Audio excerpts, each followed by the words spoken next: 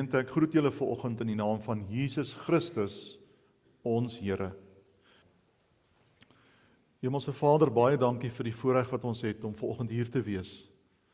Dankie dat ons U kon loof en prys. Here, wat 'n voorreg om U wat die almagtige God is, se lof te besing.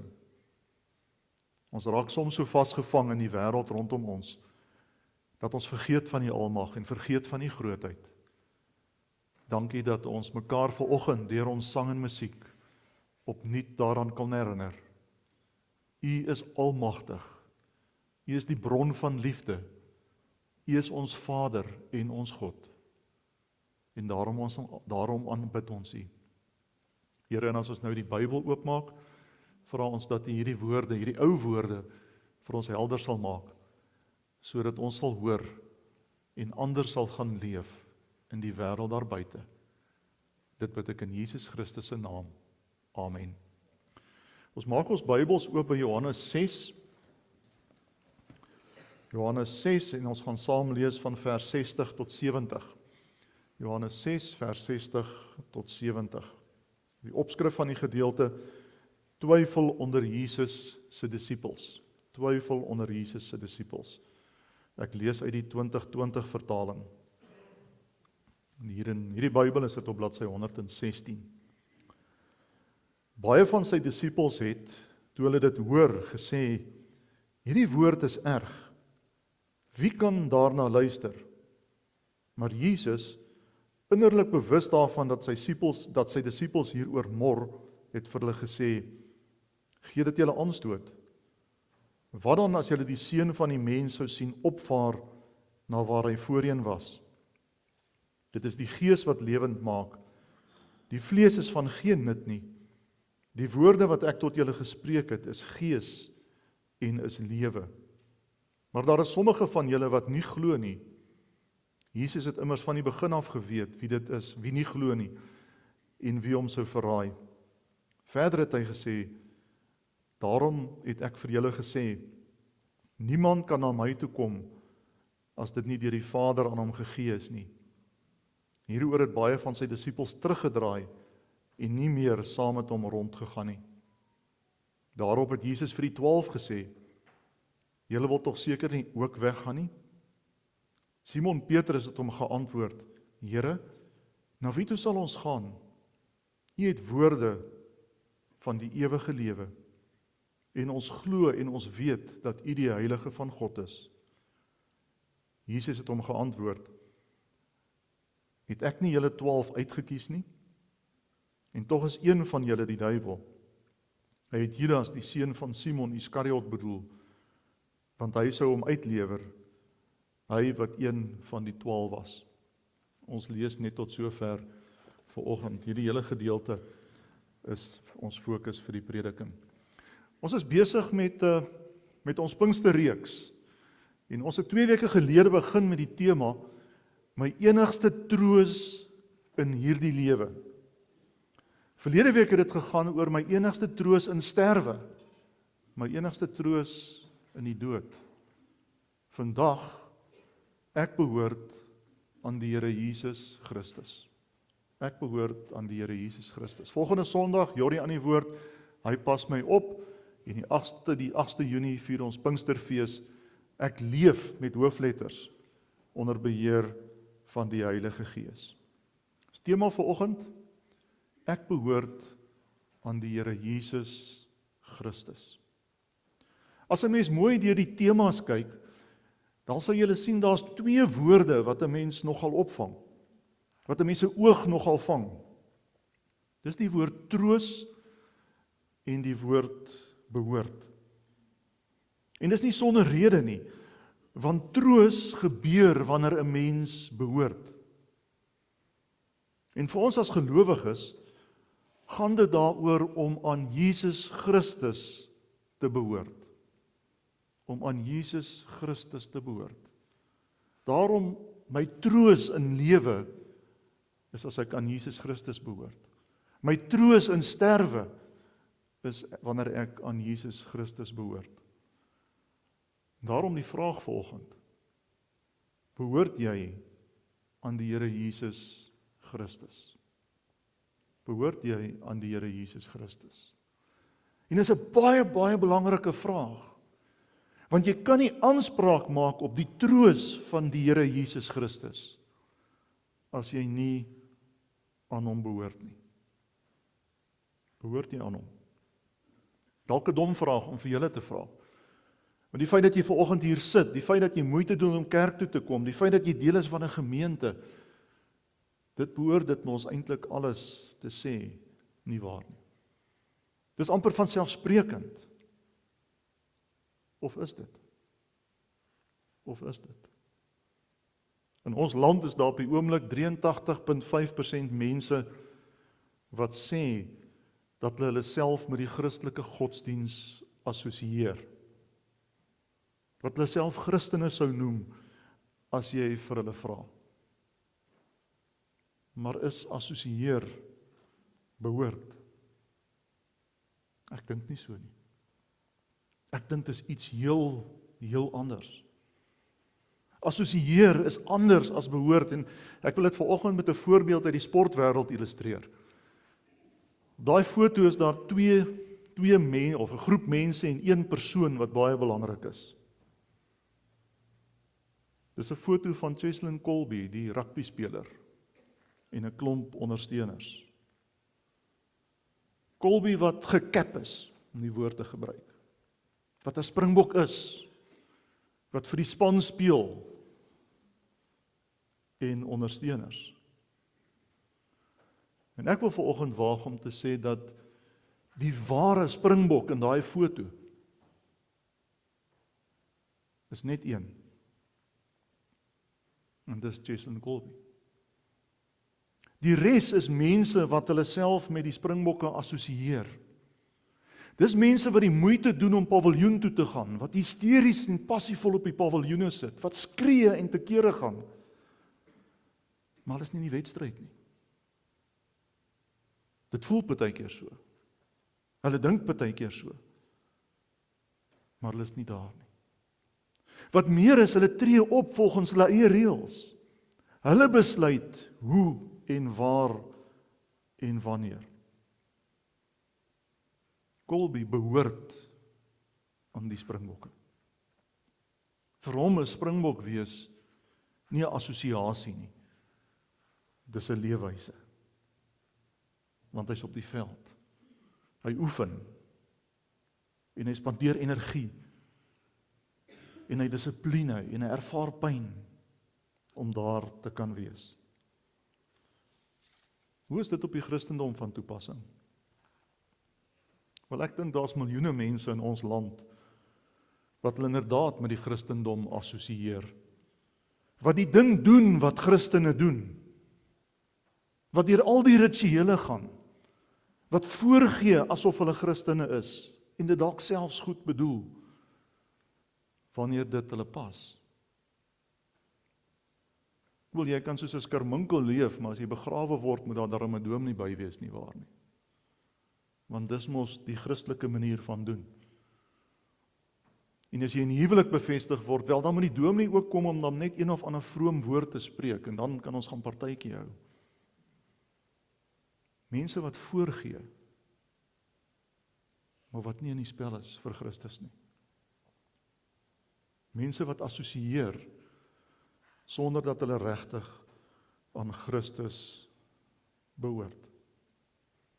En as mens so daaroor dink, dan begin hierdie statistiek skielik sin maak, nie waar nie, want die vraag is, hoe kan daar 83% Christene in hierdie land wees, en dan gaan dit soos wat dit gaan.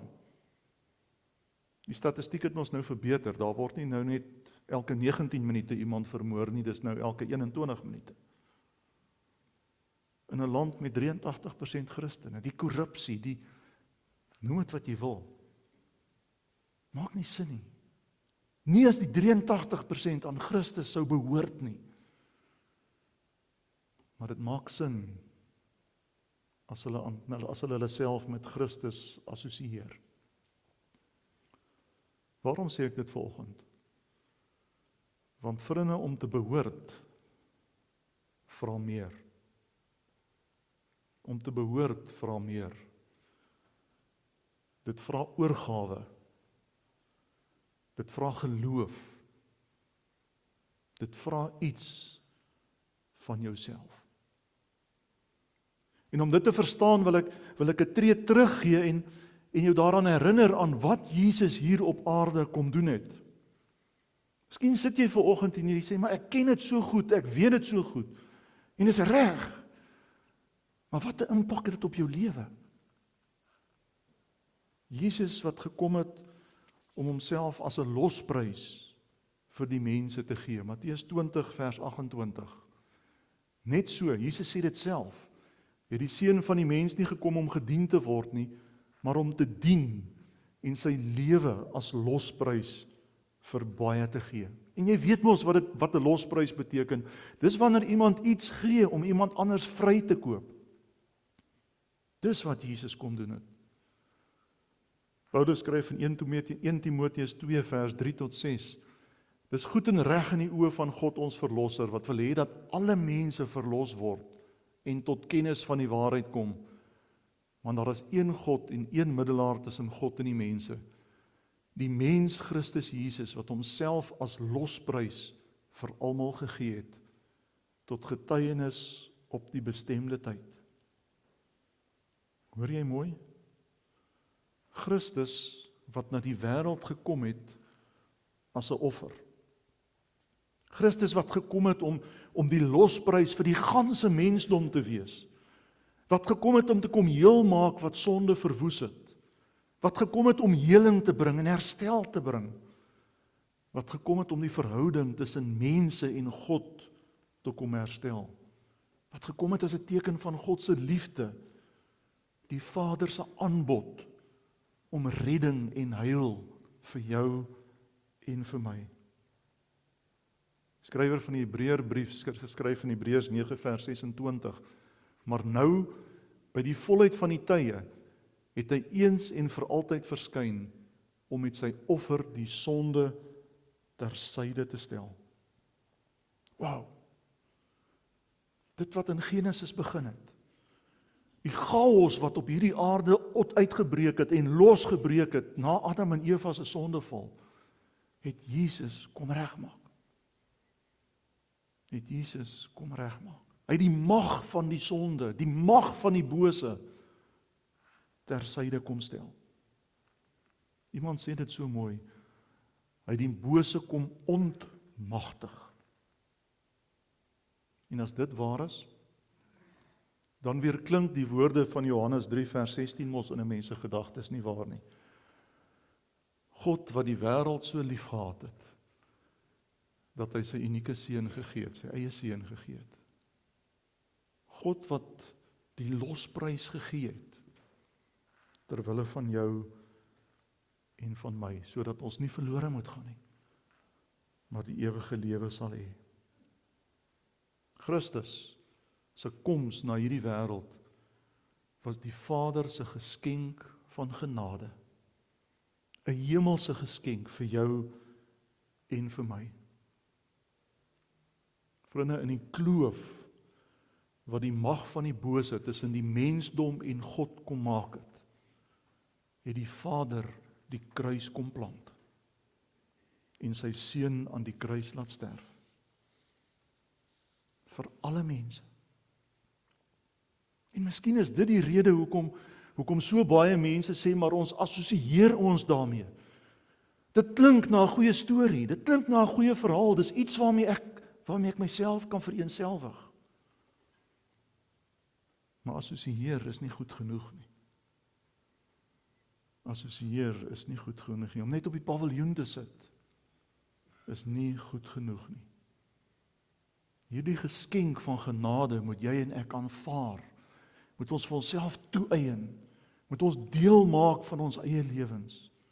Want kyk wat skryf Johannes in Johannes 3 vers 16. God het die wêreld lief gehad en kyk na die donker woorde, sodat elkeen wat in hom glo nie verlore sal gaan nie, maar die ewige lewe sal hê. Verstaan jy, die aanbod is vir almal. Maar die impak van die aanbod is op die wat glo. En daarom vra dit van ons iets. Jy en ek moet hierdie geskenk van genade in geloof toeëien, vir onsself vat, dit bevestig. En in ons geloofstradisie begin dit mos baie vroeg in jou lewe, wanneer jy gebore word, en jou ouers glo. En jou doop word die simboliese teken van die feit dat God jou gekies het, dat jy syne is. Jy hoef nie goeie werke te doen nie, om gered te word nie. Jy hoef nie offers te bring nie, om gered te word nie. Jesus het dit klaar gedoen. Al wat ons moet doen is om te sê, dankie, ek vat dit, en ek aanvaar dit. En dit gebeur wanneer ons bely dat ons in Jesus Christus glo. Paulus skryf in Romeine 1 aan die Romeine aan die Christene in Rome. Romeine 1 vers 16 en 17. In die evangelie kom juis tot openbaring dat God mense van hulle sonde vryspreek. Kyk mooi, enkel en alleen omdat hulle glo. Dis soos daar geskrywe staan, elkeen wat deur God vrygespreek is omdat hy glo, sal lewe. En jy moet dit mooi sien en mooi snap. God het die geskenk vir jou en vir my kom gee. Die prys is betaal. Die offer is gegee.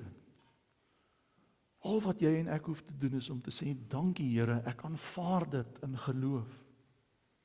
Romeine 5 vers 1 herhaal Paulus dit. God het ons dan nou vrygespreek deurdat ons glo. Daarom is daar nou vrede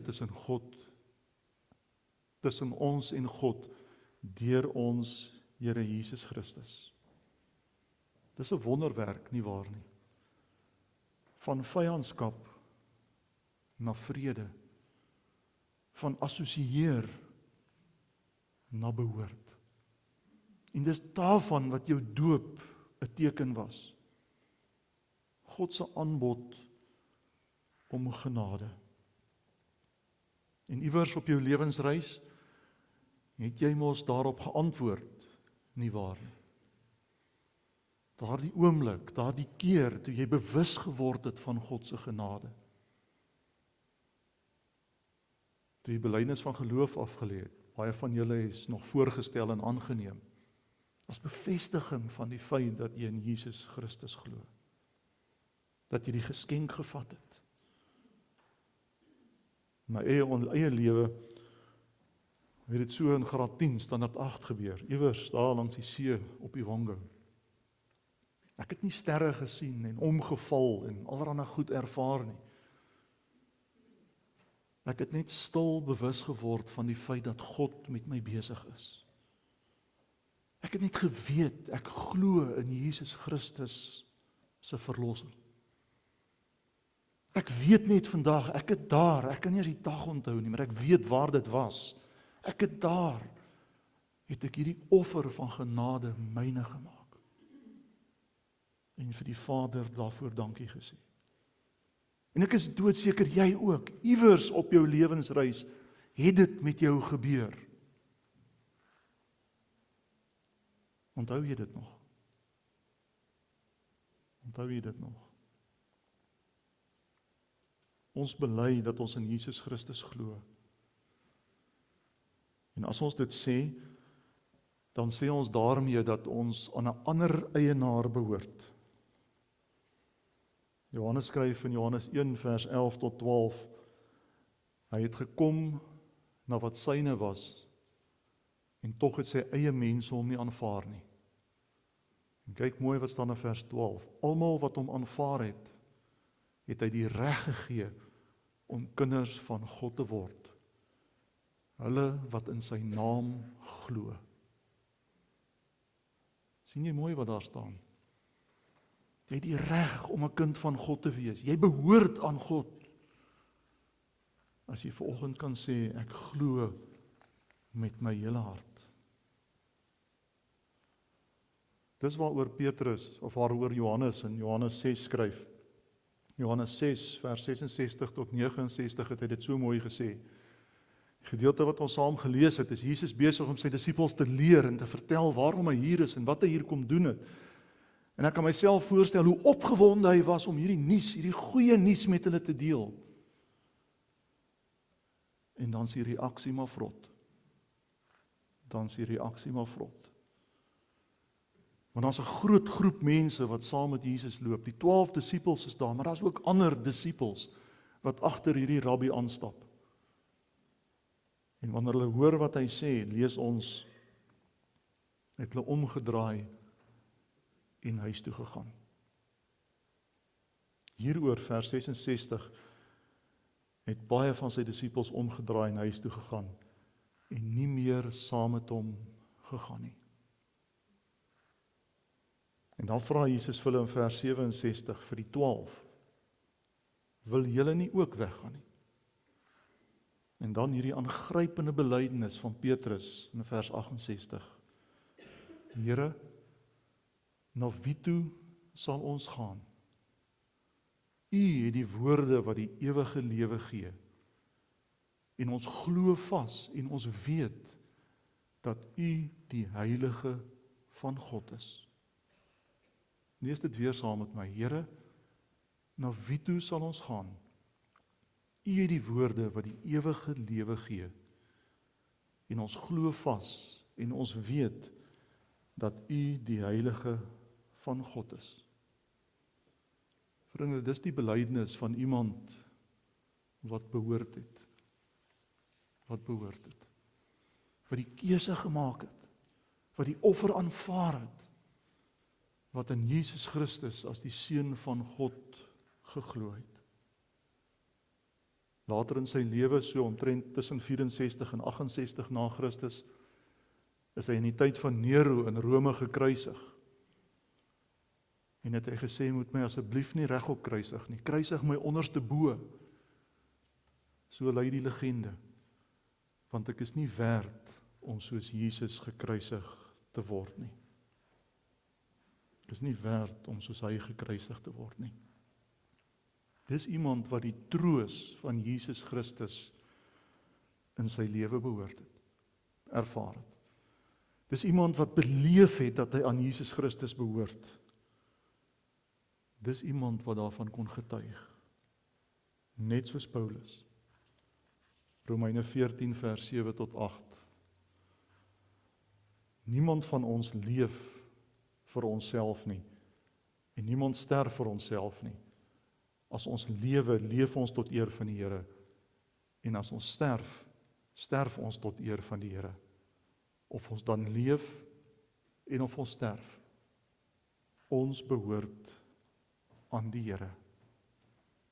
Ons behoort aan die Here. Here, na wie toe sal ons gaan? Ons weet, dis net U. Ons behoort aan U. In lewe en in sterwe. En as dit gebeur, dan kom die Here deur sy Gees en dan kom troos hy ons. Hy troos en versterk jou wanneer hy in jou lewe inwerk, wanneer hy in jou woon. Op 'n misterieuse, almagtige manier. 8 Junie gaan ons meer daaroor praat. God wat in ons woon, wat ons help om anders te leef as mense wat nie behoort nie. Dit gebeur wanneer jy bid. Wanneer God deur gebed, deur antwoord op gebed vir jou versterk in jou gebed en in jou geloof en jou troos. Dit gebeur wanneer jy die Bybel lees en sy woorde grondvat in jou lewe en jou stuur en jou lei en jou help om te leef volgens sy woord. Dit gebeur wanneer ons sy woorde hoor, wanneer jy op 'n Sondag hier sit en die woord verkondig word, of wanneer ander gelowiges vir jou vertel en getuig. Dit gebeur deur die dade van ander gelowiges. Mense, gewone mense soos jy en ek, wat hande vat en mekaar troos en versterk en aanhelp en aanmoedig om vas te byt en aan te gaan. Al is die wêreld hoe swaar. Tree vir tree vorentoe deur dit alles. Onder leiding van God se Gees. Omdat ons aan Jesus Christus behoort. Dan dink ons, praat ons en leef ons anders hier en nou. Die foto van die skillery op die skerm het Dr. Johan Pinaar die oggend voor sy dood die aand op Facebook gesit. Met die woorde, leef met hoofletters, ten spyte van hierdie wêreld. Miskien is jy die een, wat die blommetjie in daai donker prentjie is. Daar waar jy is, vandag en môre en volgende week. As jy mooi na daai skildery kyk, dan sal jy sien, dit is donker en verskroei en gebrand, maar daar's een geel blommetjie wat blom. Maar agter dit alles is 'n nuwe dageraad. Is die son besig om op te kom. Is dit kleurvol en dis waar ons op pad is. Maar hier en nou moet jy blom. Ek kry onlangs 'n e-pos van iemand. En ek was so halfpad gelees, toe ek al klaar is om te veg. Toe word ek 'n keyboard warrior. En ek is reg om hierdie e-pos te antwoord. En toe besef ek nee. Moenie. Dink eers voor jy skryf. Dink eers voor jy die stuurknopie druk.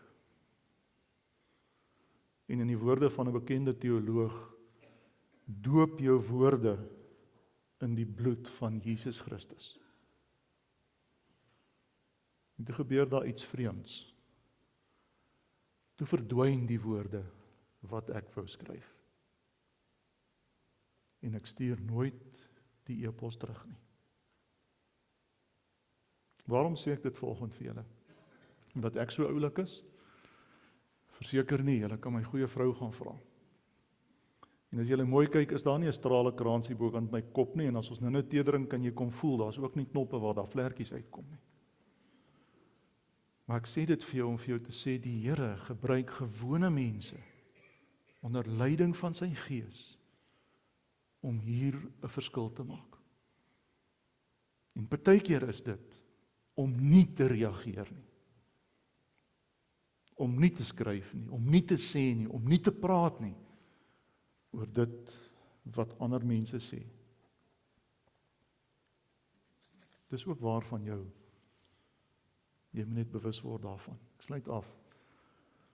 My enigste troos in lewe en in sterwe is dat ek aan Jesus Christus behoort. Wat van jou?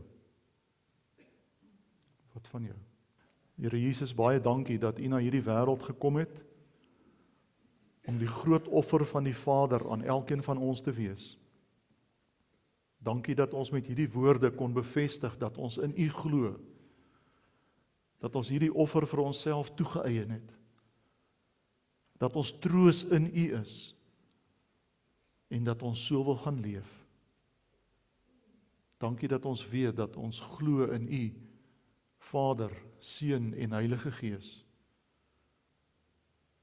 En dat ons op pad is na U nuwe wêreld, waar U koning is. Daar waar ons ewig gaan leef. Ons bid Here vir almal in ons gemeente wat siek is, vir almal wat in hierdie week hospitaal toe gaan om geopereer te word, vir almal wat hartseer is. Dankie Here dat ons troos en ons krag in U kan vind, omdat ons aan U behoort. Wees saam met ons in hierdie week, Here, en maak vir ons elke dag intens bewus van U teenwoordigheid. Dit vra ons in die naam van Jesus Christus ons Here. Amen. Ontvang die seën van die Here en gaan leef in sy vrede. Die Here gaan voor jou wees om die pad vir jou gelyk te maak. Die Here gaan agter jou wees om die aanvalle van die bose af te weer. Die Here gaan langs jou wees om jou in sy arms toe te vou. Die Here gaan onder jou wees om jou op te tel as jy val. Die Here gaan bokant jou wees om jou te seën. Die Here gaan deur sy Gees in jou wees om jou te troos en te versterk. Die Here seën jou. Amen.